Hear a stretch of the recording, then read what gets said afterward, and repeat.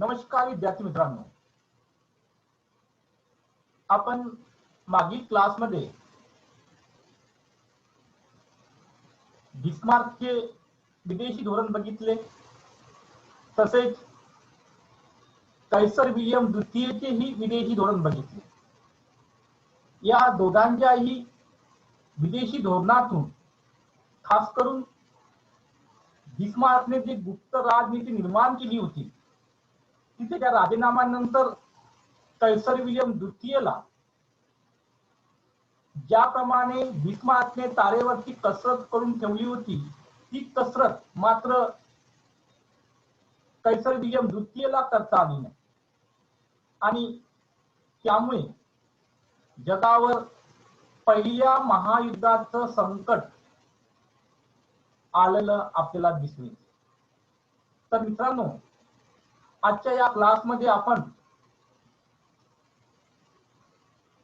कशा प्रकारे पहिलं महायुद्ध झालं, या पहिल्या महायुद्धासाठी कोणती कारणे कारणीभूत होती, त्यासोबतच महायुद्ध काळामध्ये कशा प्रकारे घटना घडत गेल्या आणि या पहिल्या महायुद्धाचे जगावर काय परिणाम झाले, याची सविस्तर माहिती आजच्या या क्लासमध्ये बघूया।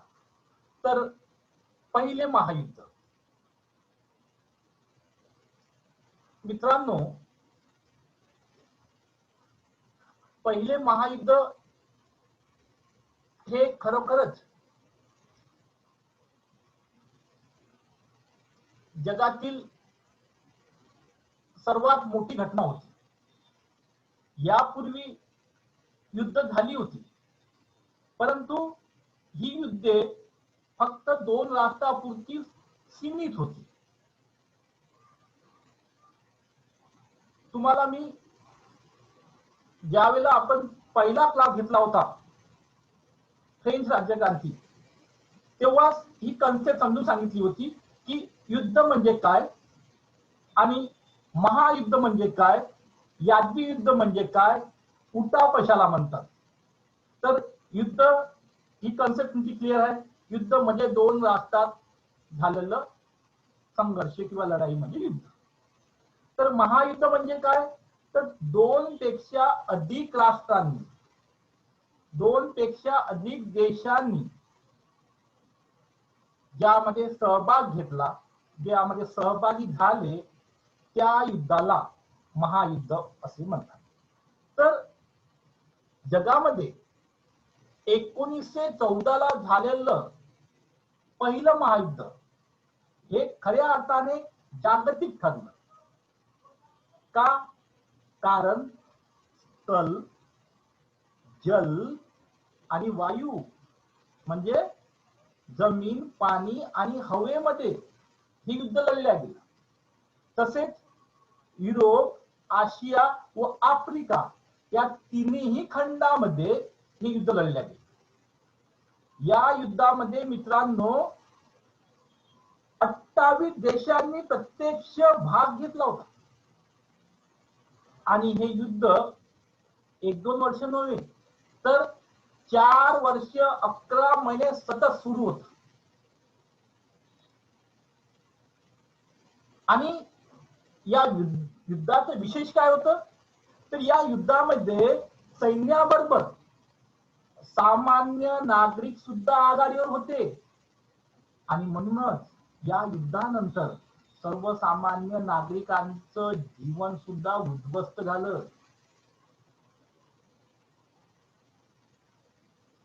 तर या युद्धाकरिता कोणती कारणे कारणीभूत होती? जरी आपण बघितलं की तत्कालिक कारणामुळे युद्ध झालं, पण काय एकाच कारणामुळे युद्ध होते नाही। मी तुम्हाला यापूर्वी सांगितलं की कोणतीही घटना ही एकाच दिवशी आणि एकाच कारणाने घडत नाही, तर यापूर्वी झालेल्या अनेक घटनांचा तो एक परिणाम असतो। युरोपातील परिस्थितीबाबत, शस्त्रास्त्र स्पर्धेबाबत 1891 मध्ये बिस्मार्क म्हणाला होता की युरोपातील शांततेची सुव्यवस्था एखाद्या हृदय विकाराच्या रुग्णासारखी आहे. तुम्हाला माहित आहे हृदय विकाराचा रोगी कसा असतो? तो रोगी जगूही शकतो आणि कधी जगावेल सांगता येत नाही. भरोसा नाही. तशी स्थिती होती इथे.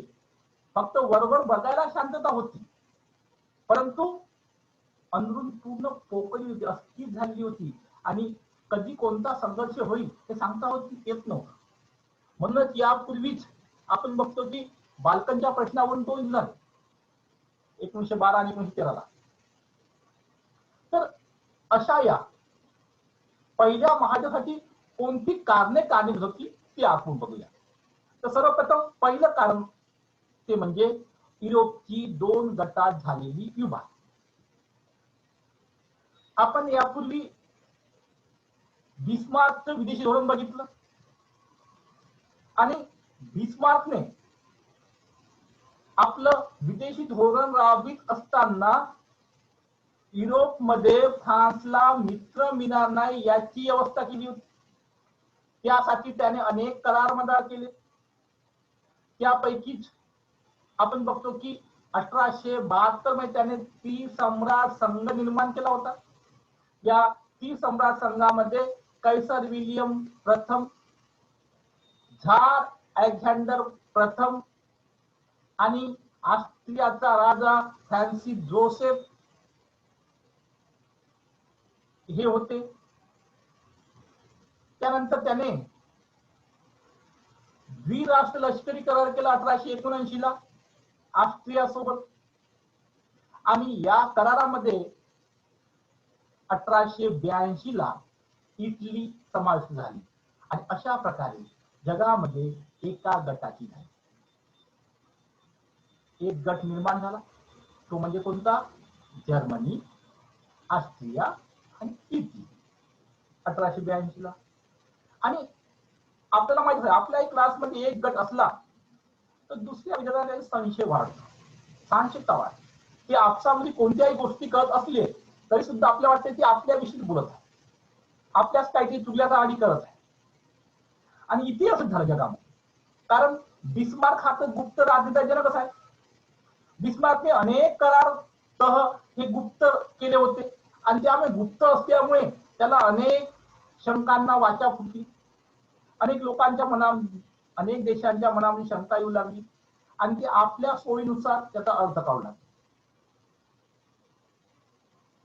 त्यातूनच आपण बघितलं की रशिया नाराज होता, रशियाची परिस्थिती खराब होती आणि मग 1894 मध्ये त्याला फ्रान्सने साथ दिली आणि अशा प्रकारे रशिया फ्रान्स करार झाला. 1904-05 मध्ये रशिया जपान युद्ध झालं. यावेळी जर फ्रान्सने रशियाला मदत केली असती तर 1902च्या करारानुसार जपानला इंग्लंड मदत केली असती आणि असं होऊ नये, म्हणजे त्याच वेळेला जागतिक युद्ध महायुद्ध झालं असतं, असं होऊ नये म्हणून इंग्लंड आणि फ्रान्स जवळ आले आणि 1904 मध्ये दोघात करार झाला. 1904-05च्या युद्धामध्ये रशिया पराभूत झाला. लहानशा जपानने रशियाचा पराभव केला आणि संपूर्ण युरोपमध्ये नव्हे तर जगामध्ये रशियाची नाचक्की झाली, बदनामी झाली, त्याची संपूर्ण महत्वाकांक्षा ढासळल्या गेली. आणि मग याच्यातून सावरण्याकरिता रशिया मित्र शोधू लागला आणि मग तोही 1904च्या इंग्लंड फ्रान्स मध्ये समावेश झाला 1907 आणि अशा प्रकारे 1907 ला दुसऱ्या गटाची निर्मिती झाली. या दुसऱ्या गटामध्ये कोण कोण होतं? England, France, Russia. तर अशा प्रकारे जगामध्ये दोन गट निर्माण झाले आणि दोन गट ज्यावेळेला निर्माण होतो तेव्हा एकमेकाविषयी संशय, तिरस्कार, द्वेष, चढाओढ, स्पर्धा निर्माण होते, शस्त्रास्त्र स्पर्धा निर्माण होते. मोठ्या प्रमाणात शस्त्रास्त्र स्पर्धा निर्माण झाली आणि यातूनच या दोन गटांमध्ये मतभेद विकोपाला गेल्या. तेव्हा आपण बघतो की पहिल्या महायुद्धाचा स्फोट झाला.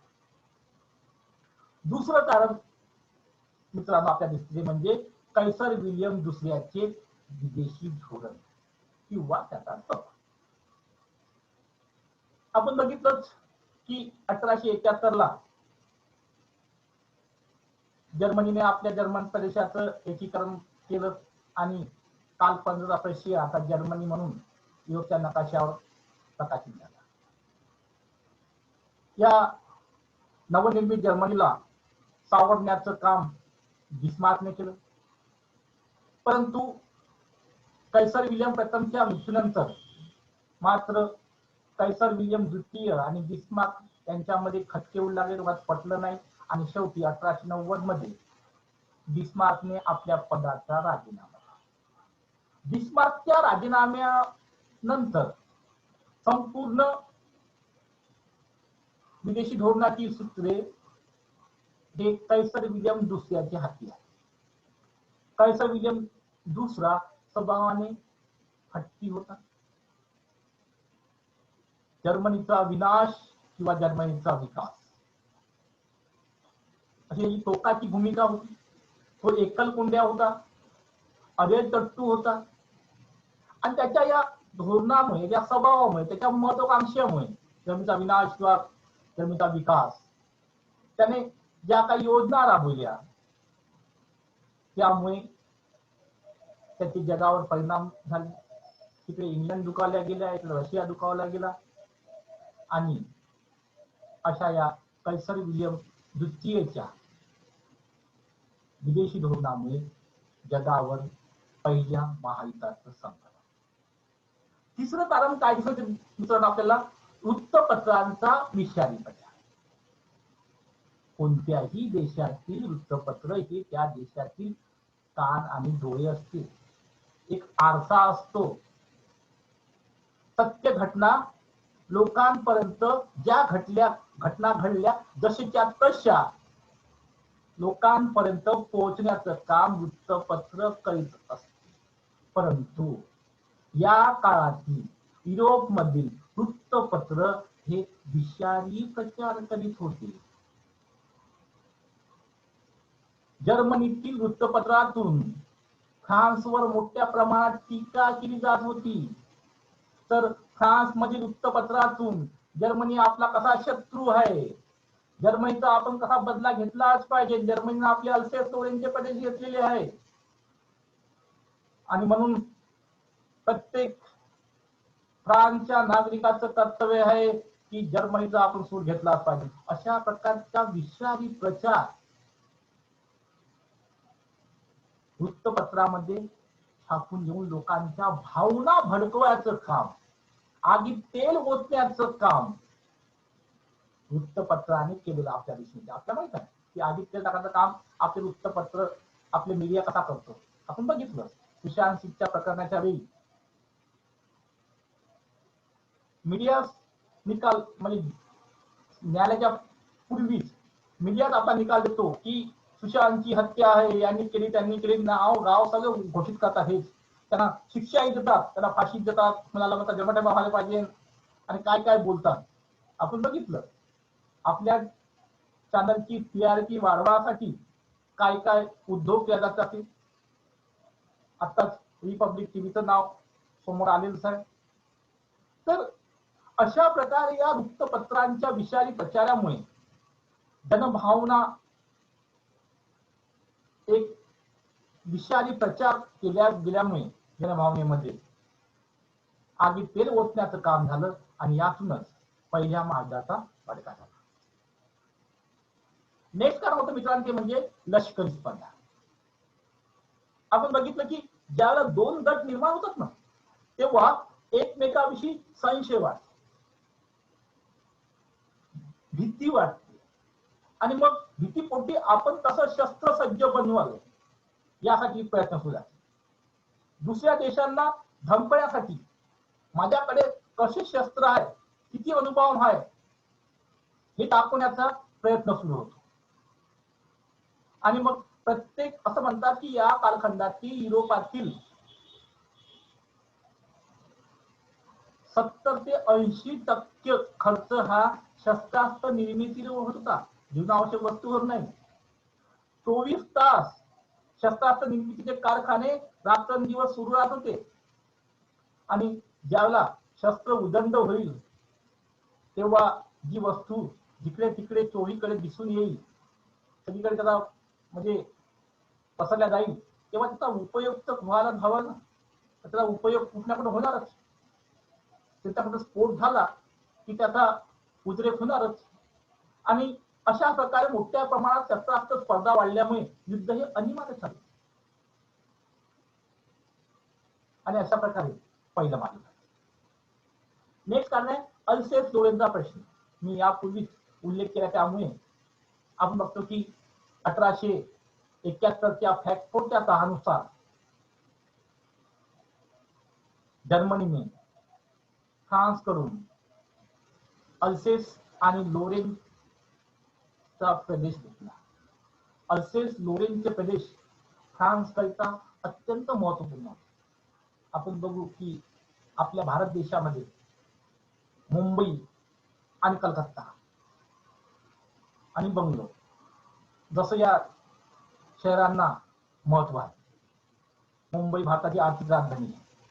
जर तुमची आर्थिक राजधानी जे काही देशाने चीन घेऊन पळाला, यावर चीनचं वर्चस्व निर्माण झालं तर आपण तर कंगाल बनू. हीच हालत फ्रान्सची झाली. कारण अल्सेस आणि लोरेनच्या प्रदेशामध्ये मोठ्या प्रमाणात नैसर्गिक साधन संपत्ती होती, कोळशाच्या खाणी होत्या. आणि हे प्रदेश जर्मनीने हिसकावून घेतल्यामुळे फ्रान्स कंगाल झाला. आणि म्हणूनच जेव्हा संधी मिळेल तेव्हा आपण हे प्रदेश प्राप्त करून जर्मनीचा सूड घेऊ आणि घेतलाच पाहिजे, ही भावना फ्रान्सच्या जनतेमध्ये या अल्सेस लोरेनच्या प्रश्नावर निर्माण झाली. आणि संधी मिळताच फ्रान्सने जर्मनीचा बदला, म्हणजे पहिलं मार्ग. नेक्स्ट कारण विषय म्हणजे मित्रांनो आंतरराष्ट्रीय संघटनेचा अभाव. यावेळी जगामध्ये कोणतीही आंतरराष्ट्रीय संघटना नव्हती. होत्या, परंतु त्या फक्त विचार विनिमय चर्चा यापुरत्या मर्यादित होत्या. बर्लिन परिषद वगैरे झाले आपण बघितलं. आणि म्हणूनच आंतरराष्ट्रीय संघटना नसल्यामुळे, त्याचा अभाव असल्यामुळे, जरी आंतरराष्ट्रीय परिषद होत्या परंतु त्या प्रभावशाली नव्हत्या. एखाद्या आक्रमक राष्ट्रावर कारवाई करण्याच्या त्या प्रबळ नव्हत्या. आणि त्यामुळे ज्यावेळेला एखादी राष्ट्र आक्रमक बघतो किंवा अनैतिक कृत्य करतो, एखाद्या देशावर विनाकारण हमले करतो, त्यावेळेला त्याच्यावर कोणीही कारवाई करत नाही, फक्त बघायची भूमिका घेतात. असंच झालं यावेळी. जपानने मान्चुरियाचा प्रदेश काबीज केला. निषेधा पलीकडे इंग्लंड, फ्रान्स सारख्या बऱ्याच राष्ट्रांनी काही केलं नाही.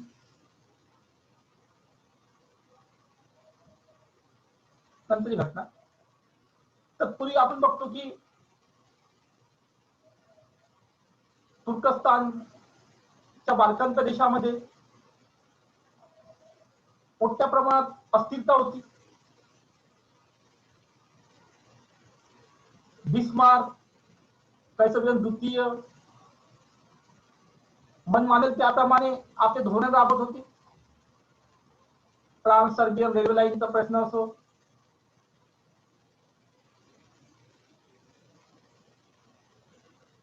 किंवा इतर प्रश्न असो, तर याला कोणी विरोध करत होता. सांगत असतं काय, तर आंतरराष्ट्रीय संघटनेचा अभाव असल्यामुळे पहिल्या महायुद्धाला रोखण्यास कोणीही पुढाकार घेतला नाही. आणि न घेतल्यामुळेच हे भयानक असं महायुद्ध घडलं. नेक्स्ट प्रश्न आहे मित्रांनो बाल्कनचा प्रश्न. आत्ताच मी तुम्हाला सांगितल्याप्रमाणे तुर्कस्तानच्या ताब्यातील पूर्वेकडील प्रदेश म्हणजे बाल्कनचा प्रदेश. या बाल्कनच्या प्रदेशामध्ये कमालीची अस्थिरता होती. बाल्कनच्या प्रदेशाविषयी बिस्मार्क नेहमी म्हणत असेल की महायुद्ध होईल तर या बाल्कनच्या प्रश्नावरून. आणि बिस्मार्कचं वाक्य तंतोतंत 100% खरं ठरलं. या बाल्कनमध्ये 1912 आणि 1913ला 2 महायुद्ध म्हणजे युद्ध झाली आणि याच पहिल्या महायुद्धाकरता सुद्धा तत्कालिक कारण हे याच बाल्कनच्या प्रदेशातून मिळालं, सर्बिया आणि ऑस्ट्रिया. तर अशा या बाल्कनच्या प्रश्नामुळे सुद्धा आपण बघतो की पहिलं महायुद्ध घडलं. दुसरं कारण म्हणजे संकुचित राष्ट्रवाद. राष्ट्रवाद स्वतः असणे काहीही चुकीचं नाही. माझ्या देशावर प्रेम आहे, माझ्या देशाची मी वाटत ते करायला तयार आहे, यात काही चूक नाही. परंतु माझ्या देशावर प्रेम म्हणजे पाकिस्तानचा द्वेष का नाही? तर पाकिस्तान म्हणेल की माझ्या देशावर प्रेम आहे म्हणजे मी भारताचा विरोध करतो, भारताचा द्वेष करतो, भारताचा तिरस्कार करतो, ही भावना त्याला संकुचित राष्ट्रवाद म्हणतात. तर यावेळी संकुचित राष्ट्रवादाचे धडे पाठ्यक्रमातून सुद्धा दिले जात होते. जर्मनी आपल्या पाठ्यक्रमातून कशा प्रकारे फ्रान्स आपला शत्रू आहे हे दाखवत होता.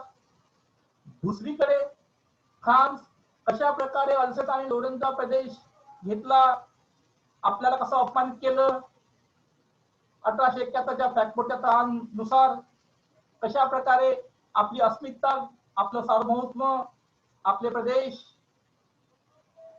आपल्या कमजोरीचा लाभ घेऊन जर्मनीने प्राप्त केले, याचे धडे पाठ्यपुस्तकामध्ये लहान वयाच्या मुलावर हे संस्कार केले जात होते. आणि म्हणूनच या संकुचित राष्ट्रवादाच्या भावनेतून आपण बघतो की एक देश तिरस्काराची भावना निर्माण झाली आणि त्यातूनच पहिलं महायुद्ध झालं. नेक्स्ट आहे म्हणजे क्रिस्ट आणि टिटूचा प्रश्न. मी तुम्हाला सांगितल्याप्रमाणे ज्याप्रमाणे अल्सेस आणि लोरेनचं महत्व फ्रान्स करिता होतं, त्याचप्रमाणे क्रिस्ट आणि टिटूच्या प्रदेशाबाबत इटलीची भावना होती. इटलीचे नागरिक अनेक दिवसापासून हे दोन प्रदेश आपल्या देशामध्ये समाविष्ट व्हावे याकरिता मोर्चा काढत होते, सरकारकडे मागण्या करीत होते, निदर्शने देत होती. तर त्यांचा हा जिव्हाळ्याचा प्रश्न होता.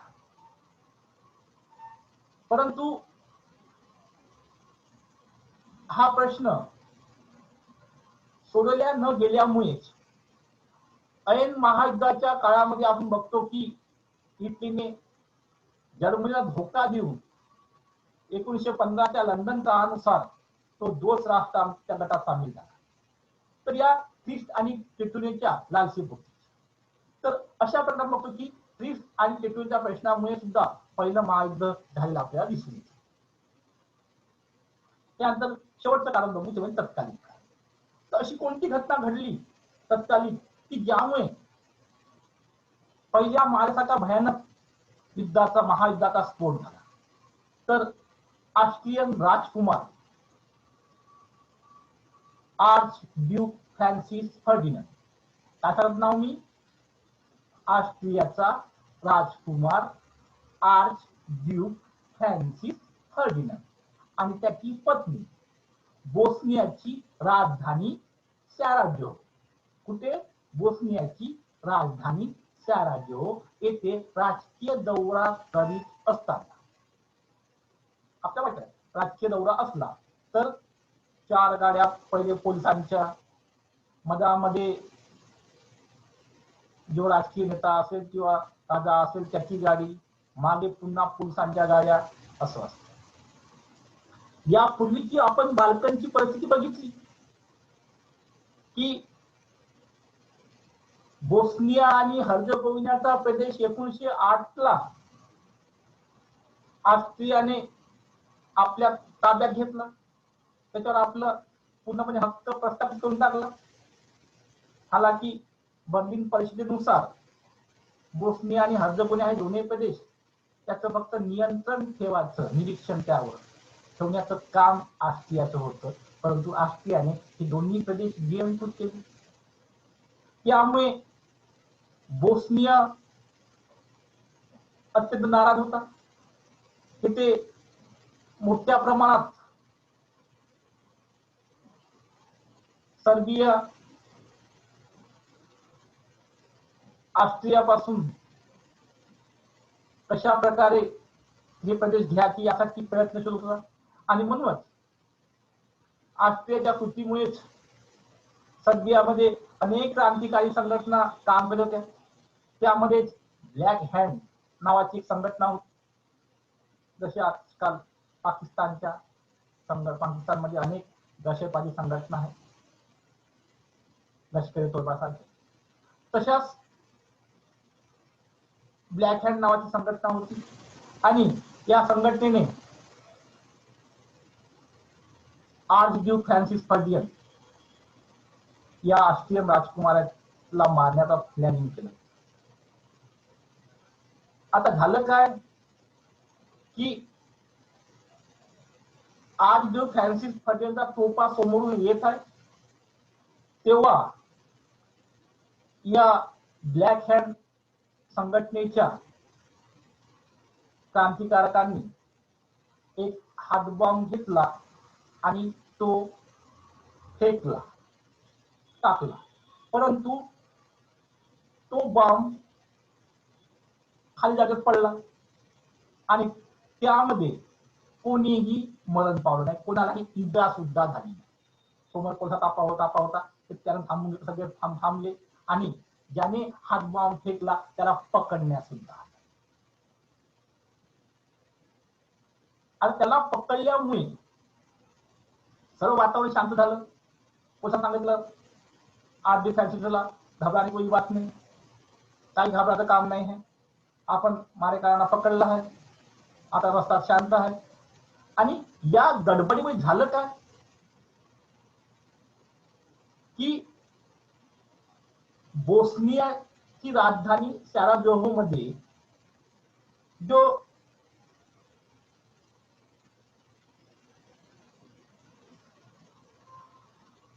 चौक होता त्या चौकामधून झालं काय की समोर पोलिस जे होते जो तापातले ते अस्ताव्यस्त झाले, ते पकडण्यामध्ये गुंग झाले आणि त्यामुळे या गाडीला रस्ता दाखवण्याला कोणी उरलं नाही. आणि त्यामुळे ठरल्याप्रमाणे जो रस्ता होता त्या रस्त्यानं न जाता हा तापा घेऊन या ड्रायव्हरने दुसऱ्या रस्त्याने गाडी टाकली. आता या संघटनेचे अनेक कार्यकर्ते यावी सॅराजेव्हो मध्ये होते, तर यांना खबर लागून गेली की आपल्या साथीदाराला पकडला आहे आणि म्हणून आपला जीव वाचवण्यासाठी आता नाव सांगणार आहोत आणि म्हणून ते इकडे तिकडे लपून बसले होते. त्यापैकी एक साथीदार एका या गल्लीमध्ये म्हणजे या रोडवर येऊन साईडले आपला दम घेत घरातही उभा होता आणि त्याच वेळेला त्याने समोरून बघितलं की आर्चड्यूक फ्रान्सिसचा ताफा आपल्या समोरून येत आहे. हा इथे उभा होता आणि याच्या मनामध्ये आता विचार सुरू झाले, मारू की नाही मारू, मारू की नाही मारू, to be not to be. आणि अगदी जवळ जवळून गाडी जात आहे त्यावेळेला याने पिस्तूल काढली आणि आर्चड्यूक फ्रान्सिस फर्डिनंडवर 4 गोळ्या झाल्या, 2 गोळ्या त्याच्या पत्नीवर झाल्या आणि दोघांचाही अशा प्रकारे 28 जून 1914 भर दिवसा खून करण्यात आला, दोघांना ठार करण्यात आला. आता झालं काय, ही जे 28 जून 1914 ऑस्ट्रियन राजकुमार आर्चड्यूक फ्रान्सिस फर्डिनंडची हत्या करण्यात आली. त्या हत्येकरिता ऑस्ट्रियाने या खुनाकरिता सर्बियाला जबाबदार धरले. कारण जो व्यक्ती सापडला होता त्याने नाव सांगितलं की आम्ही सर्बियन वंशाचे, सर्बियातले. आणि मग ऑस्ट्रियाने एक खरिता लिहून सर्बियाकडे पाठवण्याला लिहून पाठवलं, खून करणाऱ्या गुन्हेगारास आमच्या स्वाधीन करावे किंवा खुनाच्या तपासणीसाठी चौकशी समितीला चौकशी करण्याची परवानगी द्यावी. आता ऑस्ट्रियाने हा खरिता पाठवल्यानंतर त्याने 1 महिन्याची त्यांना मुदत दिली. परंतु सर्बियाने सांगितलं की आम्ही खून केलाच नाही ना, की कोणती संघटना आहे, कोण का करते, कुणाला नाव घेते, आम्हाला काही घेणं नाही. त्यांनी ते साफ झटकावून टाकले. परंतु ज्या इतर मागण्या होत्या त्यातील जवळपास सर्वच मागण्या सर्बियाने मान्य केल्या होत्या. परंतु खुनाच्या तपासणीसाठी चौकशी समितीला परवानगी देणे म्हणजे आपल्या सार्वभौमत्वाला धोका असणे. आपल्या देशातील जी यंत्रणा आहे, पोलीस यंत्रणा आहे, त्यावर अविश्वास दाखवण्यासारखं होत का? तुम्ही चौकशी करू शकत नाही का? जसं आपण बघितलं की सुशांत सिंगच्या प्रकरणामध्ये मुंबई पोलिसांनी केलेलं काम, त्याच्यावर आपण अविश्वास दाखवला आणि मग सीबीआयची मागणी झाली आणि सीबीआयने सुद्धा मग चौकशी केली आणि त्यातून हे साध्य झालं की मुंबई पोलिसांनी जी कारवाई केली होती, जे काम केलं ते योग्य होतं. परंतु सुरुवातीला फार बदनामी झाली आणि असं होऊ नये, म्हणजे आपल्या सार्वभौमत्वाला धोका येऊ नये म्हणून सर्बियाने या चौकशी समितीला येण्यास परवानगी नाकारली. त्यामुळे बराबर 1 महिन्याने 28 जूनची घटना होती. 28 जुलै 1914 सर्बियावर जोरदार आक्रमण. आता सर्बियावर आक्रमण करताच सर्बियामध्ये मोठ्या प्रमाणात रशियन वंशाचे लोक राहतात आणि म्हणून रशियाने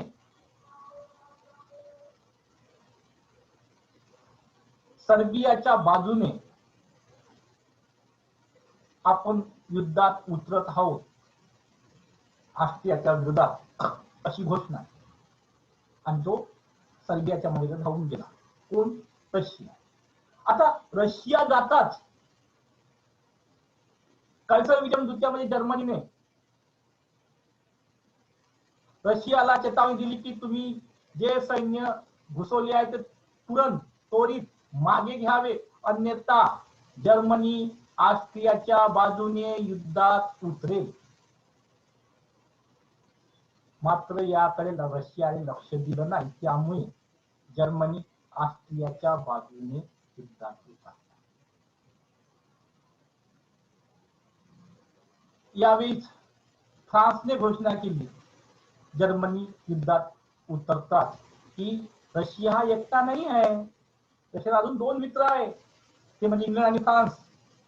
आणि जर जर्मनी सैन्य मागे घेतले नाही तर रशिया आणि इंग्लंड, म्हणजे इंग्लंड आणि फ्रान्स हे चूप बसणार नाही. परंतु जर्मनी थांबला नाही आणि त्यामुळे अशा प्रकारे इंग्लंड आणि फ्रान्स रशियाच्या मध्ये धावून गेले आणि हळूहळू या युद्धामध्ये नंतर इकडे ऑस्ट्रिया, जर्मनी यांच्या बाजूला सुखस्थान आला आणि इकडे अशा प्रकारे राष्ट्र वाढत गेले आणि प्रत्यक्षात 28 देशांनी या महायुद्धामध्ये भाग घेतला आणि भयानक असं पहिल्या महायुद्धाला सुरुवात झाली. आता या महायुद्धामध्ये कोणकोणत्या घटना घडल्या ते आपण बघू.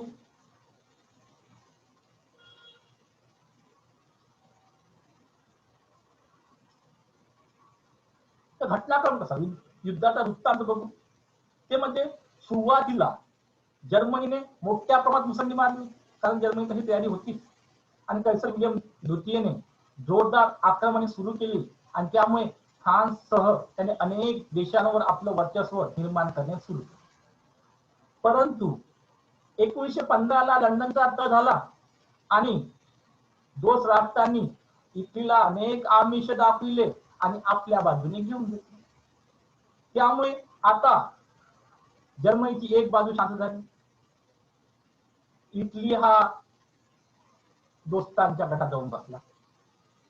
दुसरीकडे जर्मन पाणबुड्यांनी आता जहाज बुडवण्याचा सपाटा सुरू केला. इतकंच नव्हे तर लुसिटानिया नावाची मे 1915 मध्ये अमेरिकन बोट त्यांनी बुडवली आणि त्यामध्ये 128 अमेरिकन नागरिकांना मृत्यू पत्करावा लागला. आणि त्यामुळेच जर्मनी विषयी अमेरिकेमध्ये आता एक प्रकारे द्वेषाची भावना निर्माण झाली. तसं बघितल्यास युद्ध सुरू होताच अमेरिकेने घोषणा केली होती की युरोप मधील युद्धाशी आम्हाला काही घेणं नाही आणि दोन्ही गटाला उदार उसनवार कायद्यानुसार त्यांनी पैसे वाटणं, उधारी देणे, शस्त्रास्त्र पुरवणे सुरू केलं होतं. पैसा कमावणं सुरू केलं होतं अमेरिका. परंतु या घटनेनंतर आणि पुढे आपण बघतो की ज्यावेळेला जर्मन पाणबुडीने फारच सपाटा लावला जहाजे बुडवण्याचा आणि घटनेमागे घटना घडत गेल्या अनेक, तेव्हा मात्र 16 एप्रिल 1917 अमेरिकेने पहिल्या महायुद्धामध्ये सहभाग घेतला. पण 1917 एप्रिल त्यात झालं काय की अमेरिकेसारखा ताज्या दमाचे सैन्य दोस्तांच्या बाजूने आल्याने दोस्तांचं पारड जड झालं आणि आता जर्मनीची बाजू मात्र खालावत गेली आणि आता जर्मनीचा पराभवाची पराभव सुरू झाला. आणि शेवटी 11 नोव्हेंबर 1918 जर्मनीने शरणागती पत्करली. कैसर विल्यम द्वितीय हॉलंडला पळून गेला आणि वायमर प्रजासत्ताकाने अशा प्रकारे युद्धबंदीची घोषणा केली. तर या 11 नोव्हेंबर 1918 ने अशा प्रकारे हे विनाशकारी 4 वर्ष 11 महिने चाललेलं युद्ध समाप्त झालं. तर अशा या पहिल्या महायुद्धाचे कोणते परिणाम झाले जगात? तर सर्वात पहिला परिणाम झाला तो म्हणजे अगणित प्राणहानी. आपण बघितलं की जल, स्थल, वायू, युरोप, आशिया, आफ्रिका या तिन्ही खंडामध्ये हे युद्ध लढल्या गेलं. त्यामुळे मोठ्या प्रमाणात सैनिक मारले गेले. जवळपास 1.5 कोटी सैनिक हे मारले गेले. या युद्धानंतर जी महामारी आली त्यामध्येही अनेक लोक मरण पावले आणि एक प्रकारे फार मोठी कधी न भरून निघणारी अशी ही प्राणहानी झाली. त्यासोबतच मोठ्या प्रमाणात वित्तहानी सुद्धा झाली. जी युद्ध काळामध्ये संपूर्ण व्यापार उद्योग ठप्प झाले, शेती उद्ध्वस्त झाली आणि त्यामुळे मोठ्या प्रमाणात वित्तहानी झाली. जसं आपण बघतो आता या कोरोनाच्या काळामुळे, लॉकडाऊनमुळे संपूर्ण जगातील अर्थव्यवस्था ढासळली गेली. तशीच परिस्थिती युद्ध काळामध्ये चालते. आता फक्त आपण 6 महिन्यामध्ये आपली हालत आहे. तर बघा 4 वर्ष 11 महिने जर युद्ध सुरू राहील जगामध्ये तर जगातील प्रत्येक राष्ट्रावर त्याचा गंभीर परिणाम होणारच आणि त्यामुळे मोठ्या प्रमाणात वित्तहानी झाली, मोठ्या प्रमाणात आर्थिक हानी झाली. दुसरा अत्यंत महत्वाचा परिणाम तो म्हणजे हुकुमशाही चालू झाली. आपण बघतो की जर्मनीचा पराभव झाला आणि त्यानंतर जर्मनीमध्ये हिटलर सारखा हुकुमशाह निर्माण झाला. वर्सायच्या तहाने ज्याप्रमाणे जर्मनी दुखावल्या गेला म्हणून तिथे हिटलरचा उदय झाला, त्याचप्रमाणे लंडनच्या तहानुसार आपल्या मागण्या कोणत्याही पूर्ण न झाल्यामुळेच इटली नाराज झाली आणि तिथे इटलीमध्ये मुसोलिनी सारख्या हुकुमशहाचा उदय झाला. स्पेनमध्ये जनरल फ्रँकोचा उदय झाला. जपानमध्ये हिरोहितो सारख्या हुकुमशहाचा उदय झाला. तर एक प्रकारे अशा प्रकारे या हुकुमशहांचा उदय जगामध्ये होत गेल्याने जगामध्ये पुन्हा महायुद्धाचं संकट असं गोलगोल घुमू लागलं. नेक्स्ट परिणाम तो म्हणजे साम्राज्यवादाला जबर धक्का बसला. अनेकांचे साम्राज्य पत्त्याच्या बंगल्याप्रमाणे कोसळून पडले. इंग्लंड सारखा बलाढ्य राष्ट्र सुद्धा कमकुवत झालं आणि त्याला आता आपल्या वसाहतींवर नियंत्रण ठेवणे अशक्य झालं आणि त्यामुळे त्यांना अनेक देशांना स्वातंत्र्य द्यावं लागलं. आपल्या भारतामध्ये सुद्धा यानंतर मोठ्या प्रमाणात स्वातंत्र्याची लाट आली आपल्या दिसून येते. त्यानंतर अतिशय महत्वपूर्ण परिणाम झाला तो म्हणजे आंतरराष्ट्रीय संघटनेची निर्मिती. 10 जानेवारी 1920 ला राष्ट्रसंघाची स्थापना झाली. एक युद्ध झालं ते पुरे, आता दुसरं महायुद्ध नको. पहिल्या महायुद्धाचे परिणाम आपण जे भोगत आहे ते आता आपली हीच पिढी भोगू द्यावं. अजून दुसऱ्या पिढीला अशा प्रकारचा त्रास होऊ नये यासाठी जगामध्ये शांतता आणि सुव्यवस्था निर्माण करण्याच्या उद्देशाने 10 जानेवारी 1920 ला लीग ऑफ नेशन म्हणजेच राष्ट्रसंघाची स्थापना करण्यात आली. त्यानंतर नवीन राष्ट्रांचा उदय झाला. अनेक राष्ट्रांना स्वातंत्र्य मिळालं, अनेक वसाहतींना स्वातंत्र्य मिळालं. त्यामुळे जगाच्या नकाशावर आपला अनेक नवनवीन राष्ट्र दिसू लागले. आणि अत्यंत महत्वपूर्ण म्हणजे अपमानकारक असा वर्सायचा तह झाला. जर्मनीवर दोस्त राष्ट्रांनी वर्सायचा तह लावला आणि या वर्सायचा तह हा अत्यंत अपमानकारक, जोर जबरदस्ती लादलेला तह होता. आणि फक्त सगळ्यात सर्व तह हा दोस्त राष्ट्रांनी तयार केला. फक्त सायन्ससाठी वायमर प्रजासत्ताकाच्या प्रतिनिधीला बोलावण्यात आलं आणि त्यामुळे जर्मनीला मोठ्या प्रमाणात अपमान करण्यात आलं.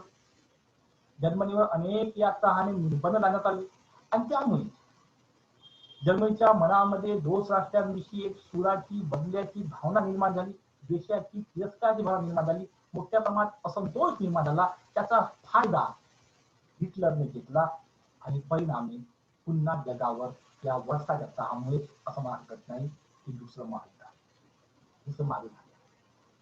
नेक्स्ट परिणाम म्हणजे बलाढ्य सत्ता म्हणून अमेरिकेचा उदय झाला. कालपर्यंत युरोपच्या राजकारणाशी आम्हाला काही संबंध न म्हटणारा अमेरिका एक बलाढ्य सत्ता म्हणून, एक शक्तिशाली राष्ट्र म्हणून, महाशक्ती म्हणून जगामध्ये पुढे आला.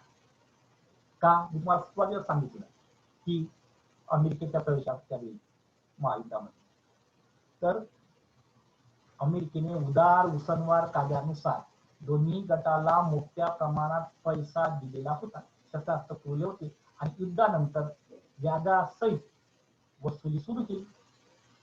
आणि त्यामुळे अमेरिका गर्भशील झाला आणि अमेरिका हे कधी युद्ध क्षेत्र नव्हतं. त्यामुळे अमेरिकेतील कारखान्यावर, व्यापारावर, शेतीवर, उद्योगावर त्याचा काही परिणाम झाला नाही. तेथील कारखाने रात्रंदिवस मस्त चालू होते, शेतीला काहींचा त्रास झाला नाही. आणि त्यामुळेच